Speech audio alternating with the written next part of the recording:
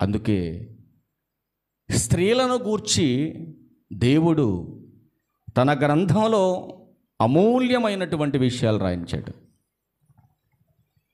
స్త్రీలకు ప్రత్యేకమైనటువంటి సందేశం. ఈ సందేశం కొంచెం టైం ఎక్కువైనా పర్లేదు, కానీ కొంచెం బుర్ర పెట్టి అనమని చెబుతున్నా. నేను వినాలి జాగ్రత్తగా. సరిగ్గా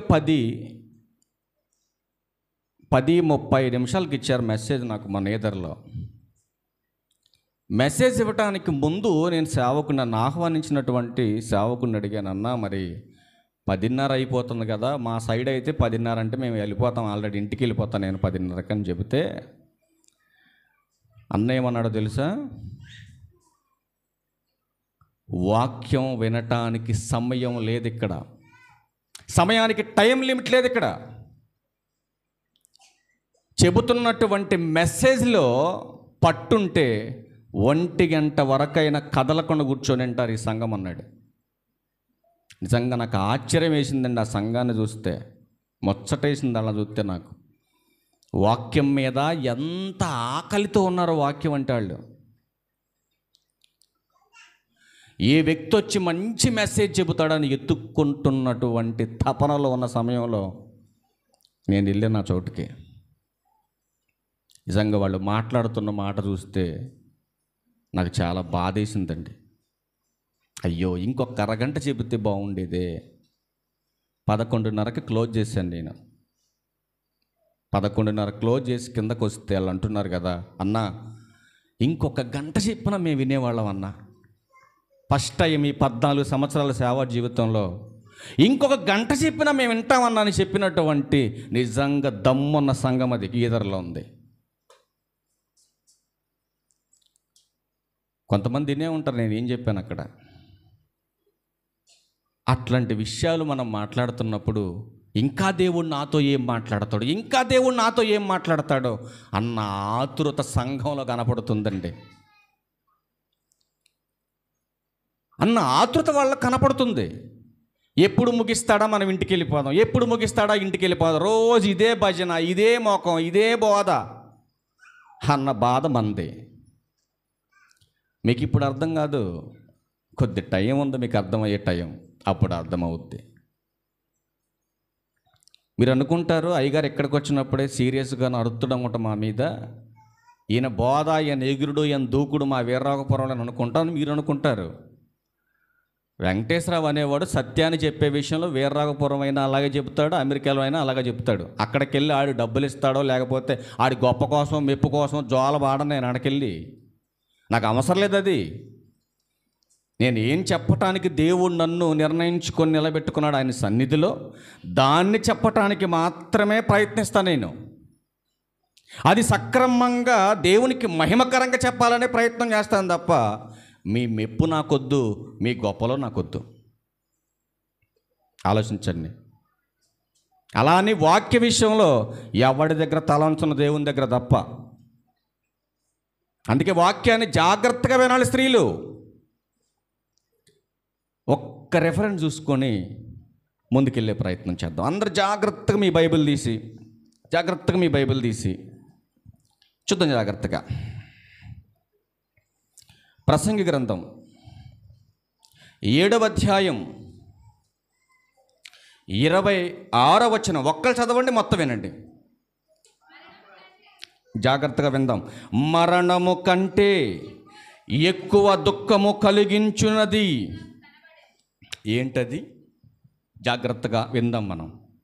మరణము కంటే ఎక్కువ దుఃఖము కలిగించున్నది ఒకటి నాకు కనబడెను, అది వలల వంటిదై, ఉరుల వంటిదై, మనసును బంధకముల వంటి చేతులను కలిగిన. అందరి బైబిల్ అదే ఉందా? అందరి బైబిల్ అదే ఉందా? ఎవరంట గట్టిగా చెప్పాలి మీరు. ఎవరు? అంటే మరణమే మనకు గొప్ప భయంకరమైనటువంటిది అనుకుంటే, మరణము కంటే కూడా ఎక్కువ దుఃఖము కలిగించేటటువంటిది, ఉరులు వంటిది, వలల వంటిది, బంధకముల చేత బంధించేటటువంటి తత్వం స్త్రీలో ఉంది. అంటే ఇప్పుడు చావు కంటే కూడా ప్రమాదకరమైనది ఎవరు కనపడుతుందో మనకి ఇక్కడ సమాజంలో? జాగ్రత్తగా వినాలి తల్లి మీరు. మరణము కంటే కూడా ప్రమాదం స్త్రీ. అంటే చావు కంటే కూడా ప్రమాదకరమైందా స్త్రీ? అసలు చావులకు మూలమే స్త్రీ. మీకు గుర్తుపెట్టుకోవాలి ఈ మాట. అని చెప్పాడు అక్కడ ఆయన. ఈరోజు పురుషులంతా చావటానికి గల కారణం స్త్రీయే. ఇదేంటండి అని మీరు అనుకుంటే, అసలు స్త్రీని ఎందుకు చేశాడో ఈ భూమి మీద స్త్రీకి అర్థం కాలేదు దేవుడు. నిజంగా స్త్రీ యొక్క జన్మ ప్రారంభం ఎంత గొప్పదిగా దేవుడు హెచ్చించాడో అంత దిగజారిపోయి బ్రతుకుతుంది భూమి మీద. అసలు ఎలా ఉండాలని చేశాడో, ఎలా మారిపోయిందో 2 సందర్భాలు చూపిస్తాం మీకు ఈ సందర్భంలో. ఇందులో మొట్టమొదటి ప్రాముఖ్యమైన విషయం ఏంటంటే, ఇల్లాలుగా నీ బాధ్యతలేంటి?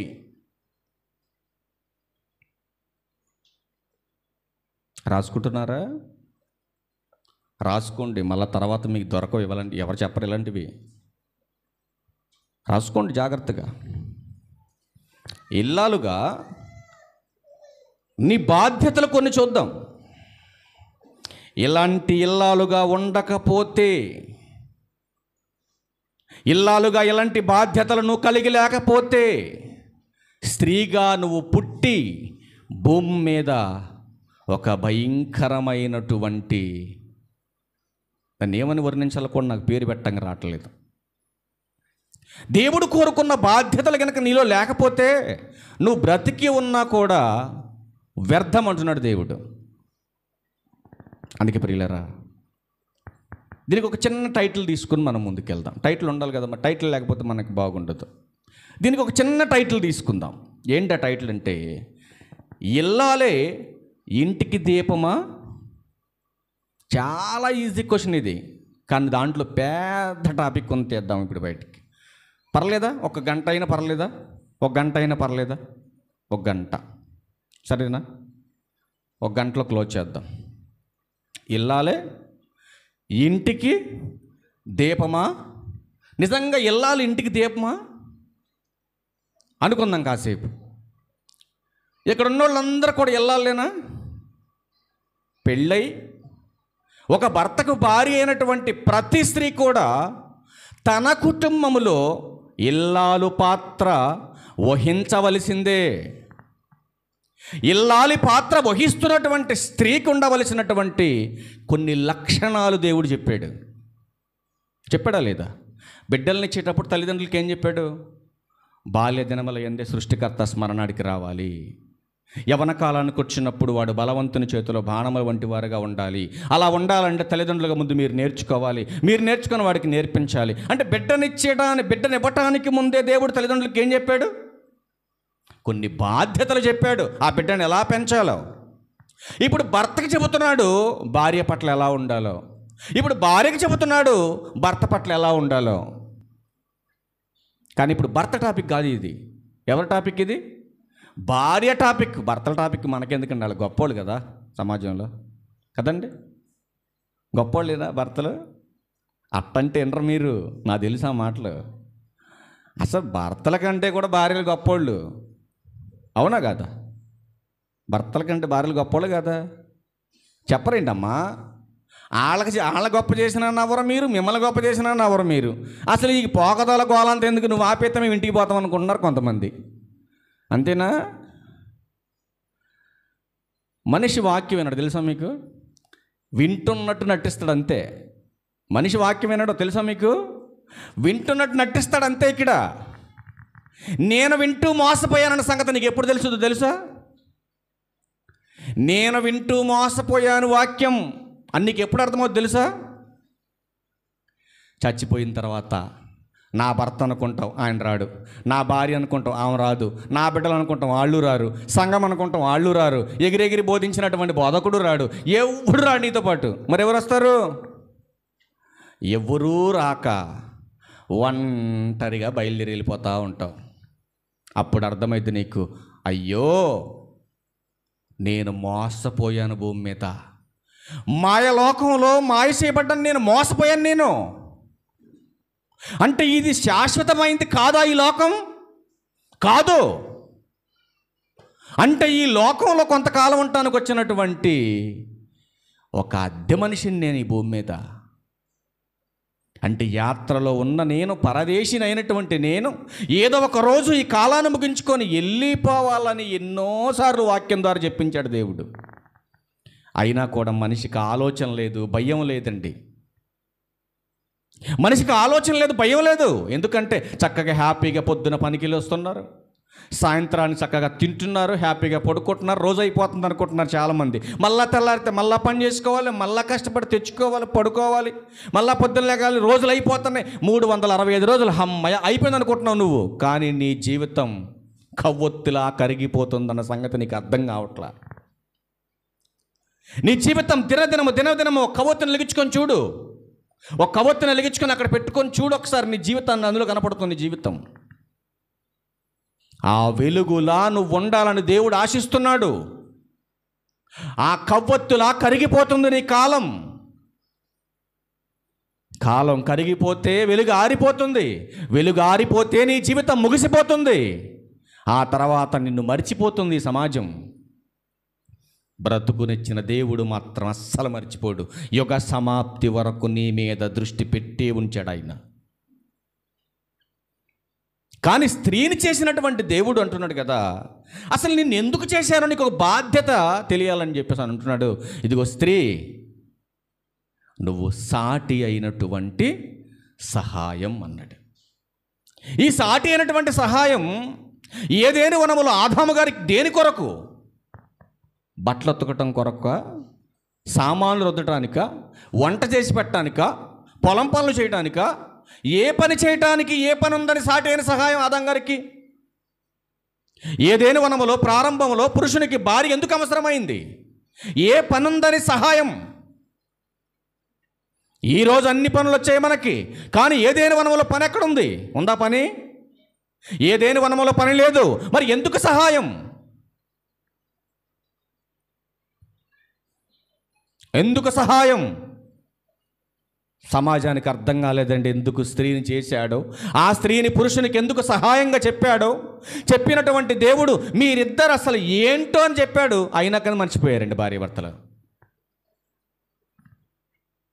స్త్రీ పురుషులిద్దరిని కూడా జత చేశాడు, చేసేసి తీసుకొచ్చి అక్కడ పెట్టి చెబుతున్నాడు, నాన్న ఇక నుంచి నువ్వు ఒంటరోడు కాదురా, ఇక నుంచి ఇదిగో ఈ స్త్రీ నీకు భార్య, నీకు సహాయకురాలు. మీరిద్దరూ కలిసి ఒక్కటిగా ఈ భూమి మీద నా కొరకు ఫలించాలి అన్నాడు దేవుడు. ఏం చేయమన్నాడు? మీరిద్దరూ కలిసి ఒక్కటిగా ఉండి నా కోసం ఫలించాలిరా. ఫలించుతున్నటువంటి మీరు ఈ భూమి మీద ఏలికలు అన్నాడు. ఏలికలు అంటే పరిపాలించేవాళ్ళు. అంటే ఒక ఉన్నతమైనటువంటి పరిపాలన జరిగించేటటువంటి నాయకురాలుగా మీరు ఉండాలి. ఏ ప్రాంతాన్ని ఎలా ఇల్లు? ఇప్పుడు ఏ రాజ్యానికి రాజులు ఇల్లు? జాగ్రత్తగా వినాలి. ఇప్పుడు యాలమని చెప్పాడు. యాలమని చెప్పినటువంటి దేవుడు ఈ భూమి మీద ఉన్నటువంటి సకల జీవరాశులను ఏలండి అన్నాడు. అంటే సకల జీవరాశులను ఏలటానికే దేవుడు స్త్రీ పురుషులను చేశాడా? అది కూడా మనం ఆలోచించాలి కదండి. మరి దేన్ని వీళ్ళిద్దరు అంటే దేవుడు అంటున్నాడు కుటుంబ వ్యవస్థ. ఈ కుటుంబ వ్యవస్థలో నీ భర్త ఒక ఏలిక, భార్యగా నువ్వొక ఏలిక. మీరిద్దరు ఈ కుటుంబాన్ని ఏలాలి, ఈ కుటుంబాన్ని పరిపాలించాలి. ఆ పరిపాలించేటటువంటి పనిలో నీ భర్తకి ఎంత రెస్పాన్సిబిలిటీ ఉందో అంతే బాధ్యత భార్యగా నీకు అంత రెస్పాన్సిబిలిటీ ఉంది.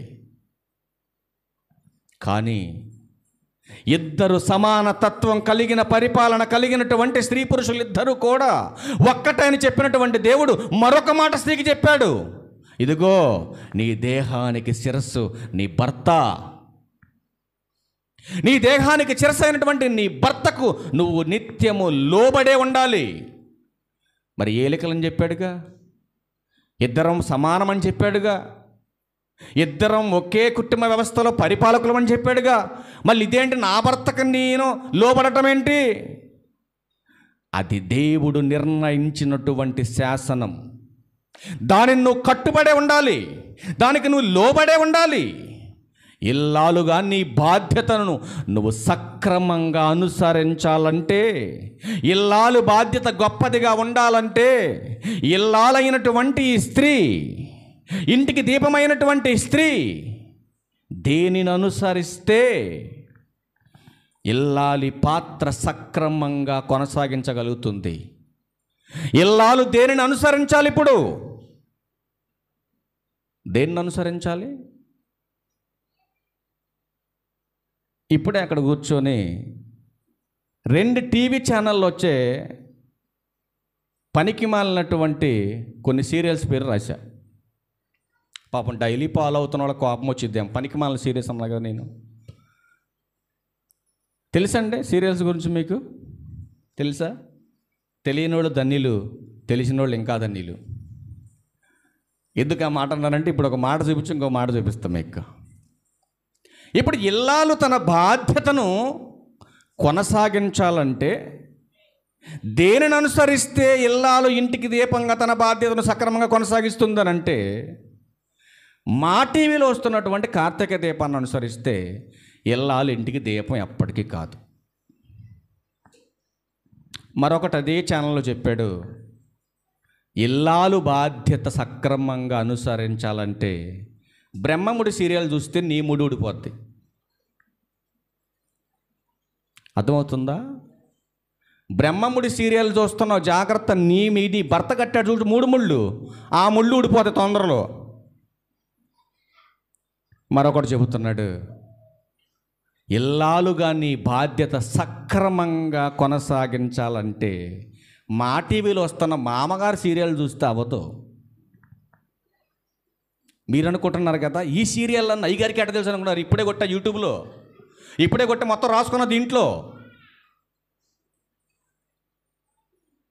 ఇల్లాలుగా నీ బాధ్యత సక్రమంగా ఉండాలంటే ఏంటది దరిద్రం, పండంటే సంధ్యారాగం అంటే. ఎప్పుడు ఇది మాట జీ తెలుగులో వస్తుందంటే, పండంటే సంధ్యారాగం సీరియల్ చూస్తే నీ కుటుంబ బాధ్యత నీకు అర్థం కాదు, నువ్వు నేర్చుకోలేవు దాంట్లో. మరొకటి అంటున్నాడు కదా, ఇల్లాలుగా నీ బాధ్యత సక్రమంగా ఉండాలంటే నిండు 100 ఏళ్ల సహవాసం కాదు తల్లి, దేవుని కుమారుని సహవాసంలోకి రావాలి. నిండు 100 ఏళ్ల సహవాసంలోకి వెళ్ళిపోతే ఊరు బయట శ్మశానం అని తెలుసా నీకు? ఆడకపోతావు, దరిద్రం వదిలిపోద్ది కొంపకి. ఇట్లాంటి పనికి మాలిన సీరియల్స్ అన్నీ చూసి నీ కొంపక దీపంలా ఎలగలిసిన నువ్వు నీ కొంపక కొరిందేవలా మారిపోయావు నువ్వు. సీరియల్ చూసి నా కుటుంబాన్ని, నా భర్తని, నా పిల్లల్ని, నా బ్రతుకును మార్చుకున్న వాళ్ళు ఎవరి నుండి చేతులు ఎత్తండి. 10,000 రూపాయలు పట్టుచీర కొని పెడతాం మీకు. బంపర్ ఆఫర్ ఇది. నా బ్రతుకు మార్చుకున్నానండి, ఇదే రక్షణ ఉంది ఇందులో నాకు, నేను ఈ రాత్రి చచ్చిపోతే నేను పరలోకానికి వెళ్ళిపోతా అనుకున్న వాళ్ళని చేతులు ఎత్తండి. 10,000 రూపాయలు బంపర్ పట్టుచీర ఇస్తాం మీకు రేపే. మా ఇంటికి పిలిచి సన్మానం కూడా చేస్తాం మీకు. మరి ఆ దరిద్రం మదిరంలో ఎందుకు మళ్ళీ? అందుకే బయట పెడదాం ప్రోగ్రాం అది. మరి ఇల్లాలు బాధ్యత సక్రమంగా ఉండాలి, ఆ ఇంటికి దీపంగా ఉండాలంటే ఈ దీపం ఏ దీపాన్ని అనుసరించాలో బైబిల్లోకి వెళ్ళి చూడండి. పేతురు గారు రాసినటువంటి 2వ పత్రిక, పేతురు గారు రాసిన 2వ పత్రిక 1వ అధ్యాయం 19వ వచనం, మరియు ఇంతకంటే స్థిరమైన ప్రవచన వాక్యం మనకుంది, తెల్లవారి వేకువ చుక్క మీ హృదయములలో ఉదయించే వరకు ఆ వాక్యం చీకటి గల చోటను వెలుగిచ్చు దీపమైనట్టున్నది, దాని అందే మీరు లక్ష్యముంచిన ఎడల దీపమా నీ ఇంటికి మేలుంది. ఈ దీపం మాకొద్దండి, మాకు కార్తీక దీపం కావాలంటే త్వరలో మీ భర్త నిన్ను వదిలేసి వేరే కాపురం పెడతాడు. అదేగా కార్తీక దీపం జరిగేది, అదేనండి. మీరు దొంగలో తెలుసు నాకు. ఎంతమంది వీరరాఘపురంలో సీరియల్ చూస్తారో, ఎవరింట్లో ఏ టయానికి ఏ సీరియల్ ఏ ఛానల్ పెడతారో కూడా తెలుసు నాకు. అర్థమవుతుందా? మీరు నన్ను మోసం చేయగలరు కానీ దేవుని మోసం చేయలేరు. దేవుడు చూస్తున్నాడండి. శిక్ష పడుద్దండి ఏదో ఒకరోజు. జాగ్రత్తగా వినాలి. కొంతమంది టీవీ పెట్టి సౌండ్ వస్తే పక్కన వాళ్ళకి ఎక్కడ చీప్ అయిపోతామని చెప్పి సౌండ్ తగ్గించుకొని చూసేవాళ్ళు కొంతమంది ఉన్నారు మన వీరరాఘపురంలో. మరి కొంతమంది తెలివైన వాళ్ళు సెల్ ఫోను, అబ్బా సెల్ ఫోన్లో, అబ్బా నువ్వు సెల్ ఫోన్లో చూసినా దేవుడు తెలుసు, ఇంట్లో సౌండ్ తగ్గించుకొని చూసినా దేవునికి తెలుసు. మరొక ఆవిడ అంటుందండి, మరి అసలు ఈరోజు వాక్యం ఏం చెప్పారు, నేను మందిరానికి రాలేదని అడిగితే ఎంతో బాగుండే, దేవుడు కూడా ఆనందపడేవాడు. ఈరోజు కరెంటు పోయింది, మా ఊళ్ళో లైన్లను కట్ చేశారు.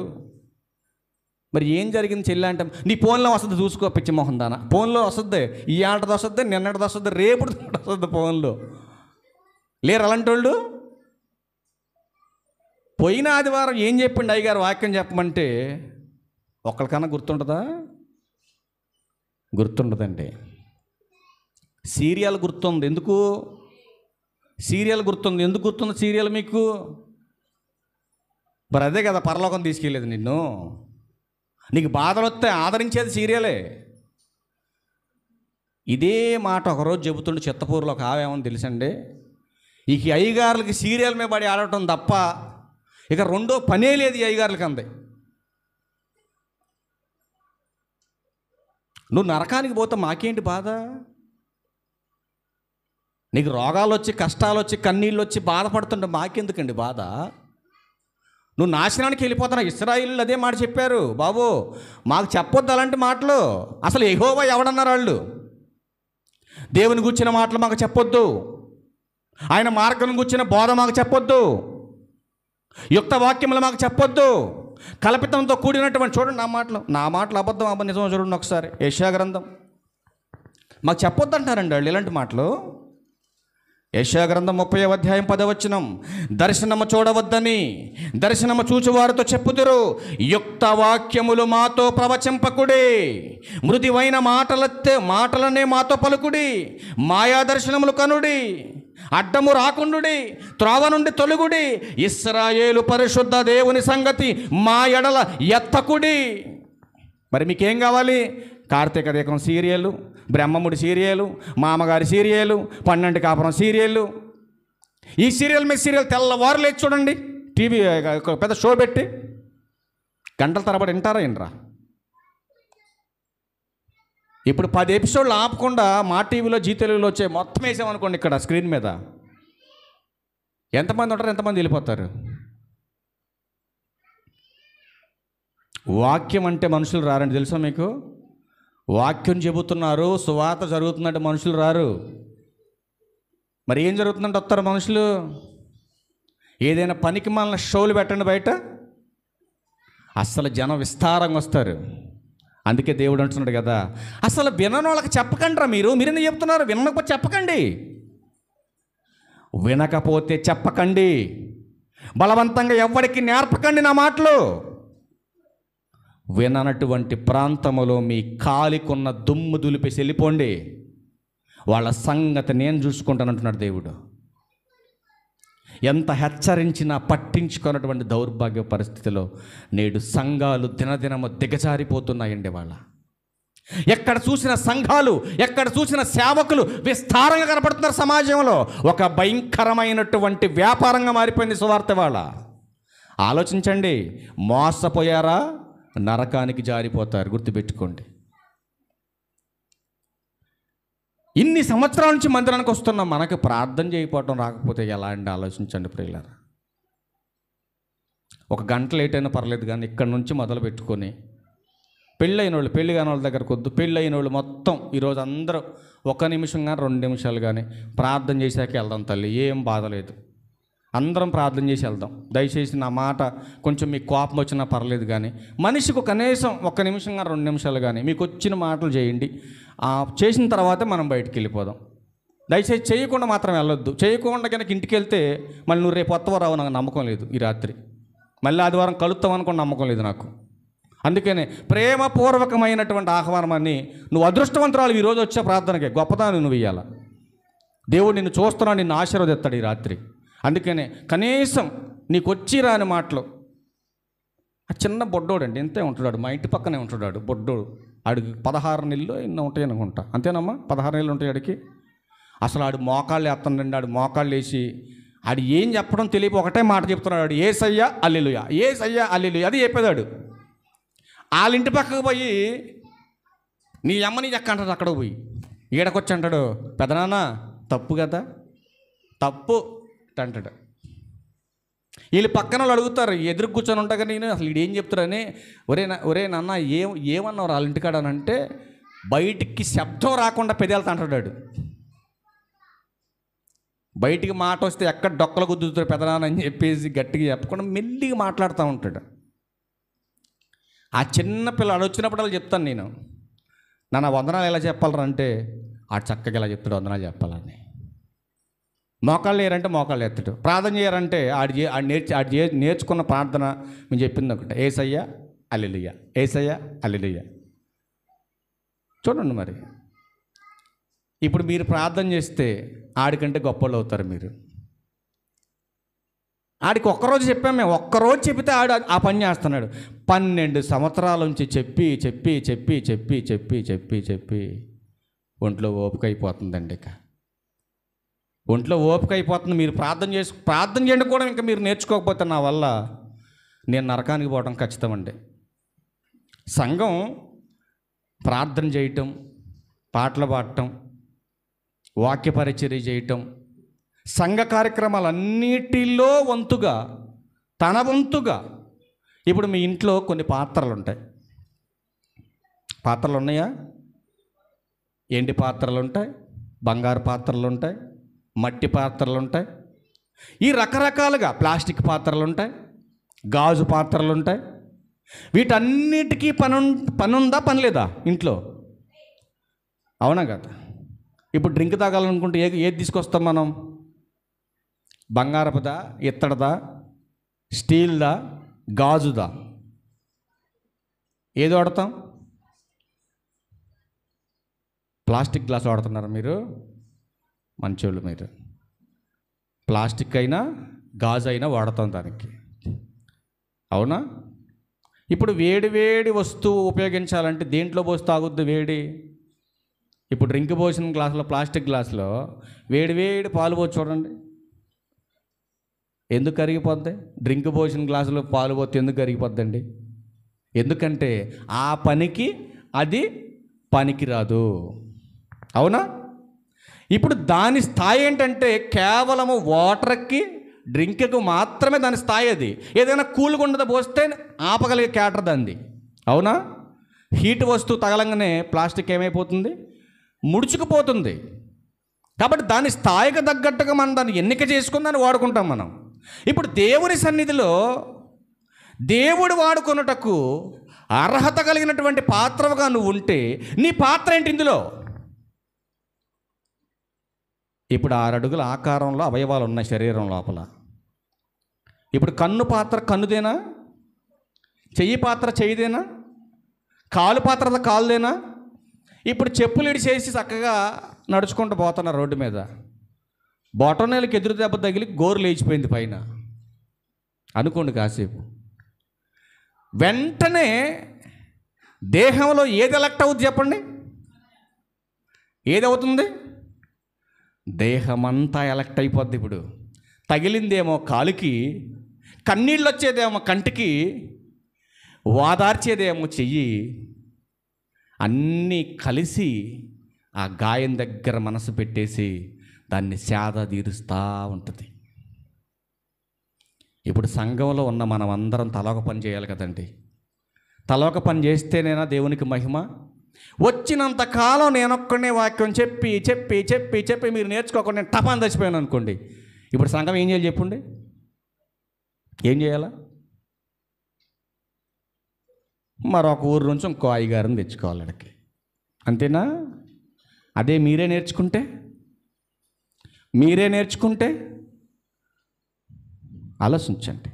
ఇప్పుడు డ్రైవింగ్ చేసేవాడు సీట్లో డ్రైవర్కి మాత్రమే డ్రైవింగ్ వచ్చి, వెనకాల కూర్చున్న ప్యాసింజర్కి ఎవరికి డ్రైవింగ్ రాదు అనుకుందాం కాసేపు. పోతా గుండె పోడొచ్చు వచ్చాడు డ్రైవరు. ఇప్పుడు ప్యాసింజర్ల పరిస్థితి ఏంటి మీరు చెప్పండి? గమ్యం చేరకుండా మధ్యలో ఆగిపోయింది బండి. ఇప్పుడు ఏం చేయాలి? వీళ్ళు ఎక్కితే మరొక బస్సు ఎక్కాలి, లేదంటే వేరొక డ్రైవర్ వచ్చిందాక ఆ సీట్లో కూర్చొని ఉండాలి. సమయం లేదే, సమయం లేదు. మరి ఏం చేయాలి అప్పుడు మనం? అందుకే దేవుడు అంటున్నాడు, సేవకుడు ఒక్కడే కాదు నేర్చుకొని బోధించవలసింది. సేవకుడు నేర్పిస్తున్నటువంటి ఈ మాటలన్నీ మీరు నేర్చుకొని సంసిద్ధంగా భూమి మీద ఉంటేనే మీరు పరలోకం రాగలుగుతారు. అవునా కదా? ఓకే, మంచిది. 4 మాటలు చూసి క్లోజ్ చేద్దాం. 4 మాటలు. మొదటి మాట ఏం చెప్పాను మీకు? మొదటి క్వశ్చన్, ఇల్లాలు బాధ్యత ఏంటి? ఒక భార్యగా నీ కుటుంబంలో నువ్వు ఉండవలసినటువంటి లక్షణాలు చెప్తాను. జాగ్రత్త, ఈజీ మాటలు చెప్తాను. 4 ఏం విభజించి ఏం చెప్పను, ఈజీగా మీకు అర్థమవుతాయి. సామెతల గ్రంథం 12వ అధ్యాయం. తిండి ఆపేద్దాం ఇక. సామెతల గ్రంథం 12వ అధ్యాయం 4వ వచనం చూడండి ప్రియులారా. 4వ వచనం జాగ్రత్తగా వినాలి మీరు. యోగ్యురాలు తన పెనిమిటికి కిరీటం, చాలు నాన్న, యోగ్యురాలు తన పెనిమిటికి కిరీటం అన్నాడు. కిరీటం ఎక్కడ పెడతారు? తలక పెడతారు. అంటే ఇప్పుడు నీ భర్త నీకు శిరస్సు అయినప్పుడు ఆ శిరస్సుకు నువ్వు ఎలా ఉండాలి? ఇప్పుడు కిరీటంలా ఉండాలి. మరి కిరీటంలా ఉండాలంటే నీ భర్తకు నీలో ఉండవలసినటువంటి క్వాలిటీ ఏంటి ఇప్పుడు చెప్పాలి. ఏ క్వాలిటీ ఉండాలి? యోగ్యురాలు అనే క్వాలిటీ ఉండాలి. యోగ్యురాలు అంటే ఎవరు? యోగ్యురాలు అంటే ఎవరు? సామెతలు 14 మొదటి వచనం మొదటి మాట ఇప్పుడు చెప్పాలి. యోగ్యురాలు అంటే ఎవరు? మరి అది రావట్లేదండి. మరి మీ నోట్లోంచి ఆ మాట రావాలి కదా. మరి గట్టిగా చెప్పాలి తల్లి. వచ్చింది నోట్లోంచి వచ్చిందంటే నీకు నువ్వు చెప్పుకుంటే నాకు వినపడదు కదా. యోగ్యురాలు అంటే ఎవరు? జ్ఞానవంతురాలు. మరి ఈ జ్ఞానవంతురాలు అవ్వాలంటే ఏం చేయాలి చెప్పాలి. ఏం చేయాలి? వాక్యము విని వాక్య ప్రకారం జాగ్రత్తగా వినాలి. వాక్యం విని వాక్య ప్రకారం ప్రవర్తించాలి. వాక్య ప్రకారం ప్రవర్తించేటటువంటి స్త్రీ యోగ్యురాలైతే, అది జ్ఞానవంతురాలైతే, ఆ జ్ఞానవంతురాలైనటువంటి యోగ్యురాలైనటువంటి స్త్రీ తన భర్తకు కిరీటం లాంటిది అంటున్నాడు దేవుడు. మరి నీ భర్తకు కిరీటంగా ఉన్నావా? ఒక్కసారి నువ్వు ఆలోచించు. నీ భర్తకు నువ్వు కిరీటంగా ఉన్నావా లేదా?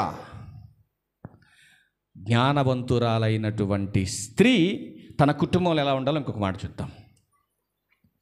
తిమోతి గారికి రాసిన మొదటి పత్రిక చూద్దాం ప్రియులా త్వరగా. తిమోతి గారికి రాసిన మొదటి పత్రిక 5వ అధ్యాయం 14వ వచనం చూడండి.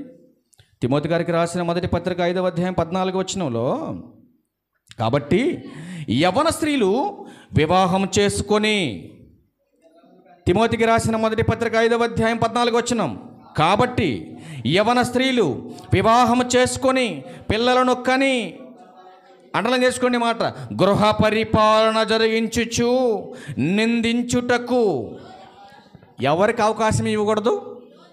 విరోధం అంటే ఎవరు? నీ పక్క నుండి చూస్తుంటారు, చూసావా? మీ ఆయన నువ్వు కలిసి బాగా ఉన్నారనుకోండి, పక్క నుండి చూస్తూ ఉంటారు. పక్క నుండి చూసి ఏం చేస్తారంటే, అసలు వీళ్ళు ఇంత ఆనందంగా ఎందుకున్నారు అబ్బాయి వీళ్ళిద్దరూ, వీళ్ళని ఎడగొట్టాలి. ఇప్పుడు వచ్చేస్తుంది అనమాట, సక్కన వచ్చేస్తుంది.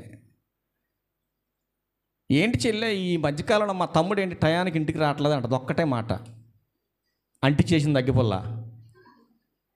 రోజు మరి మొన్నటి దాకా టయానికి వచ్చాడు ఇంటికి, ఏంటి 2 రోజుల నుంచి నేను చూస్తూనే ఉన్నా, మరి టయానికి రావట్లేదు ఏంటి చిన్న అని చక్కగా మెల్లగా అంటించి వెళ్ళిపోద్ది.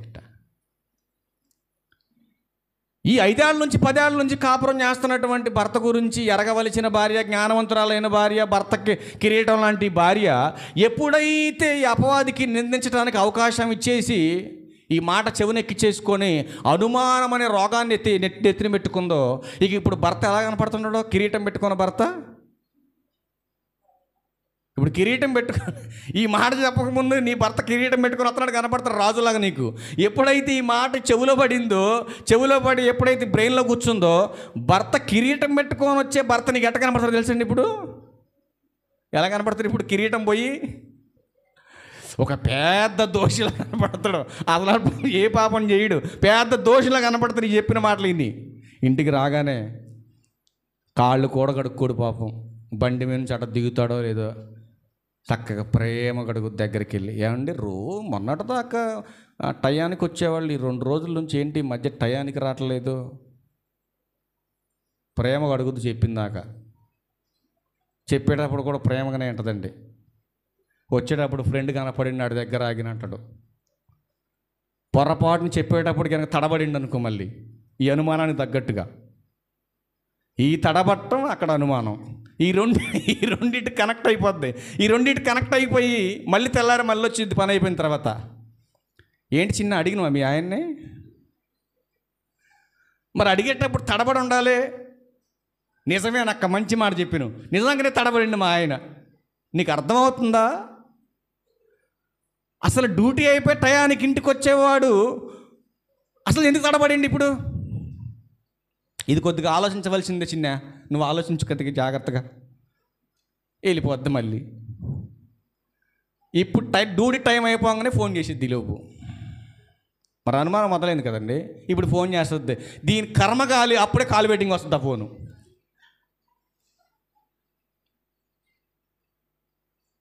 ఇక మళ్ళీ ఫోన్ చేయదు. ఇక ఫోన్ ఆపేసి పక్కన పెట్టి నడి మొత్తలు కూర్చొని రెడీగా ఉంటుంది ఎప్పుడు వస్తాడని. ఆలోచించండి, సమాజంలో జరిగేది ఇదంతా దరిద్రం. అసలు ఇంటికి దీపమైనటువంటి ఇల్లాలు, భర్తకి కిరీటంగా ఉండవలసినటువంటి ఇల్లాలు, జ్ఞానవంతులైనటువంటి ఇల్లాలు, గృహ పరిపాలన జరిగించవలసినటువంటి ఇల్లాలని దేవుడు అంటున్నాడు, ఇదిగో నిన్ను నిందించటానికి నీ విరోధికి అవకాశం ఇవ్వద్దంటున్నాడు ఆయన.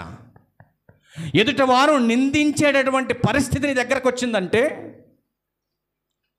ఏలెత్తి నీ వైపు చూపిస్తున్నారంటే, నువ్వు చేస్తున్నటువంటి బాధ్యత అంటే పరిపాలన ఎక్కడో లోపం జరుగుతుందని జాగ్రత్తగా ఆలోచించాలి.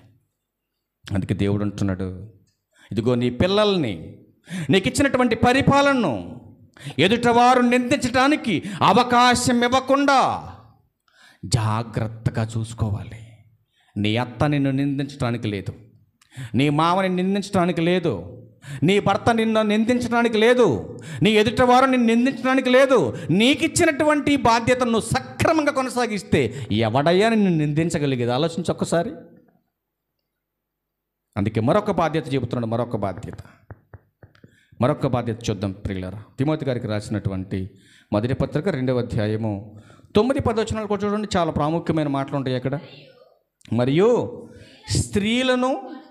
స్త్రీలంట ఏం కనుక చెప్తున్నాడు, స్త్రీలు అణుకువయు స్వస్థ బుద్ధియు గలవారై ఉండి, జాగ్రత్తగా వినాలి తల్లి, స్త్రీలు కలిగి ఉండవలసిన ప్రాముఖ్యమైన విషయాలు, అణుకువయు స్వస్థ బుద్ధి గలవారై ఉండి, తగు మాత్రపు వస్త్రముల చేతనైనా కానీ, జడలతోనైనా కానీ, బంగారముతోనైనను, ముత్యములతోనైనను, మిగుల వెలగల వస్త్రముతోనైనను అలంకరించుకొనక. పైన చెప్పినటువంటి 2 లక్షణాలు నీలో లేకుండా, నువ్వెంత బాగా అలంకరించుకున్నా, జాగ్రత్తగా వినాలి, ఈ పైన చెప్పినటువంటి 2 లక్షణాలు స్త్రీగా నీలో లేకుండా నువ్వెంత బాగా ముస్తాబైనా కూడా ఏమి లాభం లేదని చెబుతూ 10 అంటున్నాడు, దైవభక్తి గలవారమని చెప్పుకొను స్త్రీలకు తగినట్టుగా సత్క్రియలు చేత తమ్మును తాము అలంకరించుకొనవలెను. ఒక స్త్రీకి, ఇంటికి దీపంగా ఇల్లాలుగా ఉన్నటువంటి స్త్రీకి ఏది అలంకరణ? 10వ వచనం మరలా దైవభక్తి గలవారమని చెప్పుకొను స్త్రీలకు తగినట్టుగా. ఎవరు దైవభక్తి కలిగినటువంటి స్త్రీలకు తగినట్టుగా? ఎవరు దైవభక్తి కలిగినటువంటి స్త్రీలకు తగినట్టుగా?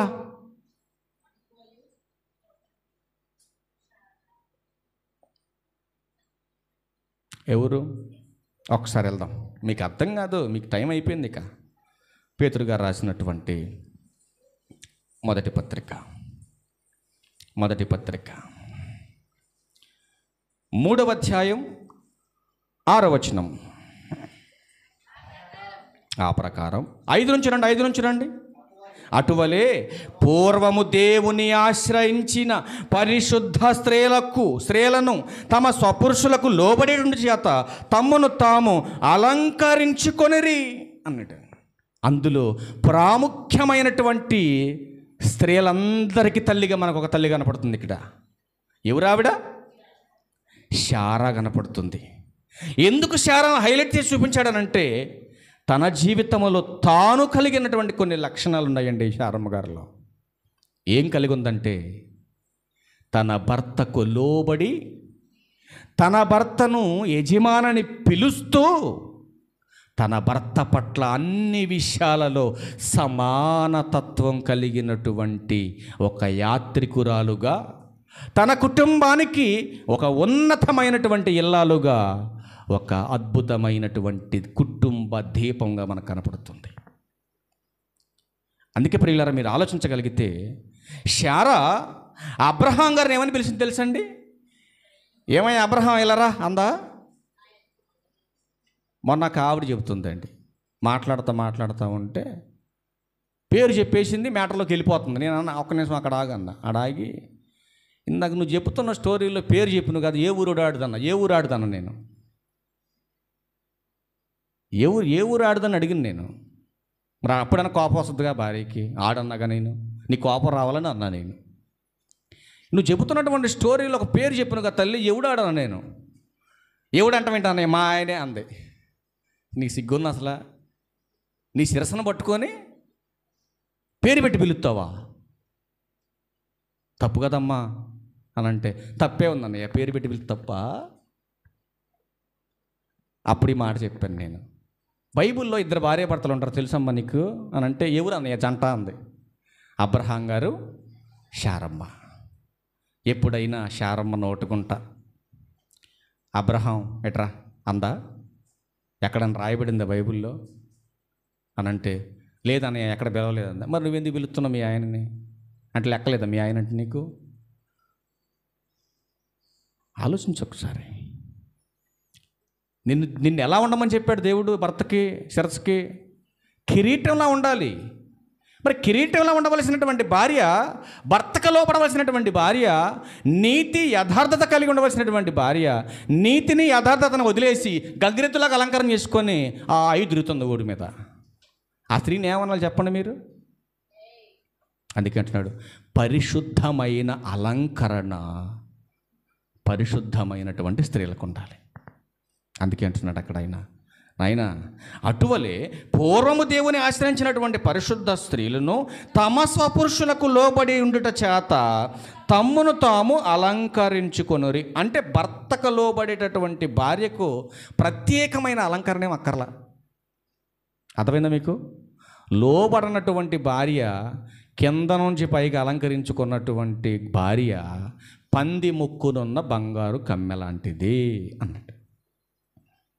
అవునా? నీ భర్తకు నువ్వు లోబడకుండా నువ్వు కింద నుంచి పైకి అలంకరించుకుంటే ఏంటి ఒరిగేది దానివల్ల?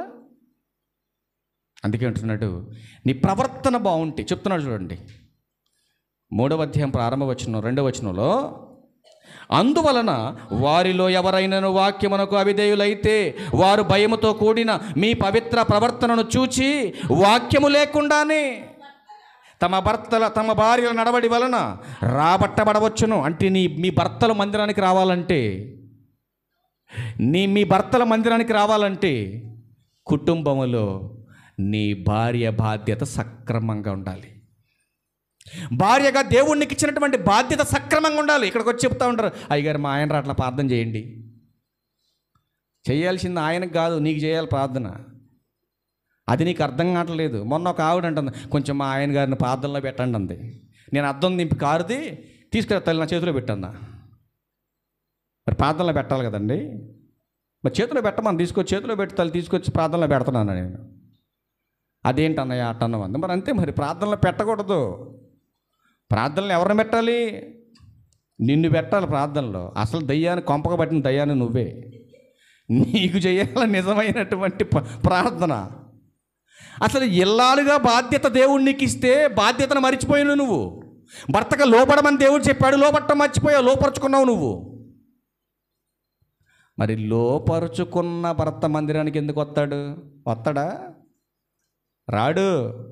ఎందుకు రాడంటే ఇప్పుడు యజమానుడైన భర్త తన యొక్క స్థితిని కోల్పోయాడు.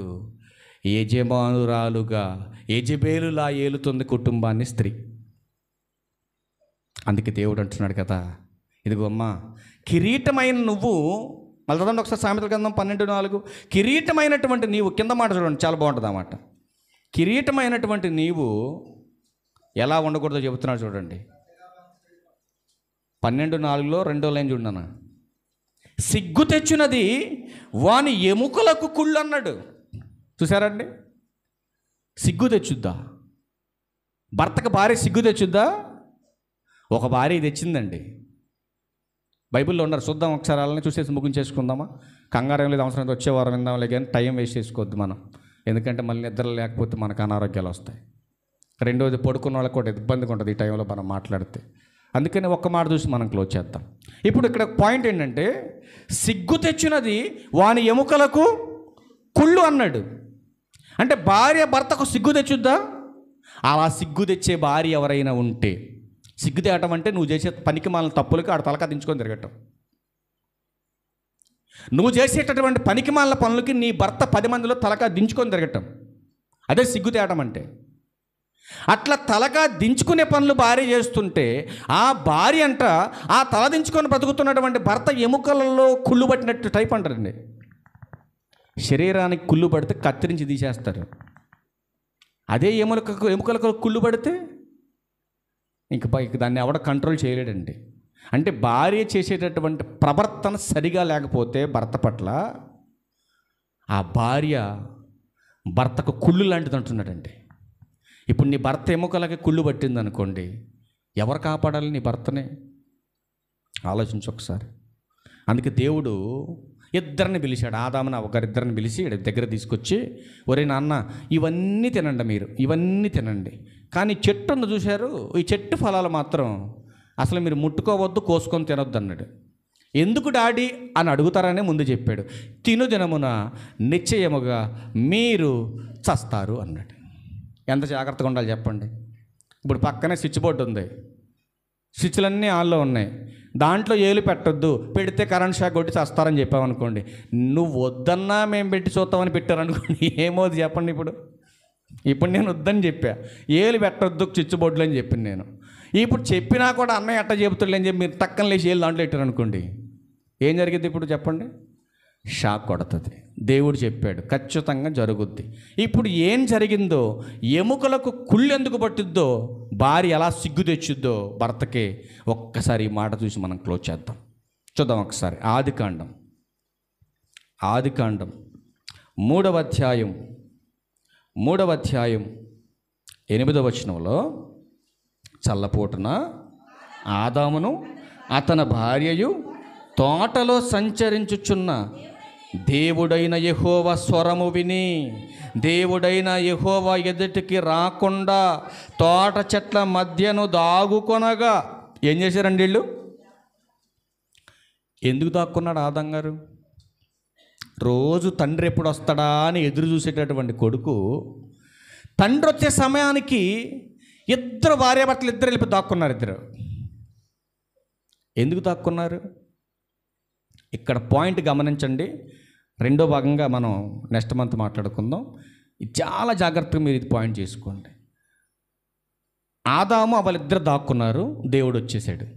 దేవుడు వచ్చేసి ఎవరిని పిలుస్తున్నాడో జాగ్రత్తగా వినాలి మీరు. దేవుడైన యెహోవా ఆదామును పిలిచి, ఫలాలు కోసింది ఎవరు? మరి ఫలం కోసింది, తప్పు చేసింది అవ్వ అయితే అవ్వని పిలవాలి కదా. మరి ఇదేంటి యజమాని పిలిచాడు? ఏమ్మా ఆలోచించారు ఎప్పుడైనా మీరు? ఇప్పుడు నేను తప్పు చేస్తే సమాజం పిలిచేది నా భర్తనని గుర్తు రావాలి. ఒక కొడుకైనా కూతురైనా తప్పు చేస్తే పిలిచేది కుటుంబ నాయకుడిని. భార్య తప్పు చేసినా భర్తనే పిలుస్తుంది సమాజం. పిల్లలు తప్పు చేసినా ఈ సమాజంలో ఉన్నటువంటి న్యాయస్థానం కానీ పెద్దలు కానీ తండ్రినే పిలుస్తారు. తండ్రి చనిపోతే అప్పుడు తల్లి స్థానం, తల్లిదండ్రులు కూడా చనిపోతే మేనమామ స్థానం, వాళ్ళు కూడా లేకపోతే తాత మామ బతుకుంటే వాళ్ళ స్థానం. కానీ దేవుడు అంటున్నాడు కదా, తప్పు అవ్వ చేసిన ఇంటి యజమానిగా నీ జుట్టు పట్టుకునే లాక్కొస్తాడు దేవుడు బయటికి. వచ్చాడు, తలపడి తోటలోకి వచ్చి అన్నాడు, ఆదాము నువ్వెక్కడా అని పిలిస్తే అందుకు అతడు, నేను తోటలో నీ స్వరము వినినప్పుడు దిగంబరినిగా దాగుకొంటిని. చూసారండి, మరి తప్పు చేసినప్పుడు భయం వస్తుంది. భయం వేసినప్పుడు ఏం చేస్తాం? ఏ మనిషి పట్ల అయితే తప్పు చేశామో, ఎవరి పట్ల అయితే తప్పు చేశామో ఆ మనిషి కనపడినప్పుడు మనం ఏం చేస్తాం? తల దించుకొని పోతాం. ఆ మనిషి కనపడినప్పుడు దాక్కొని పోతాం. కానీ దేవుడు అంటున్నాడు కదా, నాయనా తప్పు ఎవరు చేసినా కూడా పిలిచేది మాత్రం నిన్నే అని చెప్పి 17వ వచనం అంటున్నాడు కదా, ఆయన ఆదాముతో నీవు నీ భార్య మాట విని, జాగ్రత్తగా వినాలి, నీవు నీ భార్య మాట విని తినవద్దని నేను నీకు ఆజ్ఞాపించిన వృక్ష ఫలములు తింటివి గనుక నీ నిమిత్తం నేల శపించబడి ఉన్నది. ఏం చెప్పాడు చూసారు ఇక్కడ దేవుడు? ఏం చెప్పాడు? భార్య మాట విని నువ్వేం చేసావు? తప్పు చేశావు. ఇప్పుడు మీకు కొంతమంది మాట్లాడుతున్నారు కదా, ఏమంటే సాటి అయినటువంటి సహాయం అంటే మరి నేను సలహాలు ఇవ్వాలి కదండి నా భర్తకి. సలహాలు ఇవ్వాలి. ఏ సలహాలు ఇవ్వాలి? నీ కొంపక నువ్వు పెట్టుకునే సలహాలు కాదు నువ్వు ఇవ్వాల్సింది. తెచ్చేది 100 రూపాయలు తీసుకొస్తుంటే 300 రూపాయలు అప్పు చేయమంటారు నువ్వు. దీన్ని ఏమన్నా చెప్పు మరి. ఆలోచించు ఒకసారి. మన బతుక్కి వారానికి 2 చీరలు ఉంటే చాలు. వారానికి 100 చీరలు అవసరం మనకి? ఆలోచించండి. అందుకే దేవుడు అన్నాడు, మీకు కలిగిన దానితో తృప్తి కలిగి ఉండండి. ఫైనల్గా ఒక్కటి చూసుకొని ముగిద్దాం. ఎందుకంటే మీ అందరికీ అవును ఒకసారి పరిచయం చేయాలని నేను ఇష్టపడుతున్నా. ఒక్కసారి ఆ మాట చూసి మనకు వచ్చేద్దాం. లూకాసు వార్త బాగుంటుందండి. ఏం గారి గురించి వచ్చే నెలలో ఏం గురించి మనం చూద్దాం. లూకాసు వార్త 17వ అధ్యాయం 32వ వచనంలో ఉంటుంది. కొంచెం జాగ్రత్తగా అందరికి వినపడి చదువుకో. ఎందుకంటే ఒక్క నిమిషం అక్కడ అడుగుతాం. లోతు భార్యను జ్ఞాపకము చేసుకొనుడి. ఎందుకు లోతుగారి భార్యను జ్ఞాపకం చేసుకోవాలి? ఏమ్మా, లోతుగారి భార్యను ఎందుకు జ్ఞాపకం చేసుకోవాలి? ఈ రాత్రి ఈ ముగింపు మాటలో లోతుగారి భార్యను జ్ఞాపకము చేసుకొనుడి అని ఎవరు చెప్పారు? ఎవరు చెప్పారు ఈ మాట? యేసుక్రీస్తు ప్రభువారు ఈరోజు అందరికీ చెబుతున్నాడు, సమాజంలో ఉన్న వాళ్ళకి. భార్యలారా, మీరందరూ లోతుగారి భార్యను జ్ఞాపకం చేసుకోండి. ఎందుకు ప్రభువా అని మీరు అడిగితే ప్రభు ఏమని ఆన్సర్ ఇస్తున్నాడో 31 దగ్గరికి వెళ్ళిపోండి, అక్కడే ఉంది ఆన్సర్. ఆ దినమున మిద్దె మీద ఉన్నవాడు ఎంట ఉన్న సామాగ్రి కోసం తీసుకొని పోవుటకు అస్సలు ఆర్భాట పడకూడదు. అక్కడ మీ కాన్సెప్ట్ ఏంటంటే, లోతుగారి భార్యకు చెప్పారు. ఏమని చెప్పారు? నాయనా, మీరు వెళుతున్నటువంటి మార్గంలో వెనుదిరిగి చూడొద్దు అని దేవదూతలు చెప్పినప్పటికీ కొంత దూరం వెళ్ళేసరికి తనకి ఏం గుర్తొచ్చిందంటే, ఇంట్లో ఉన్న సామాన్లు గుర్తొచ్చినాయి.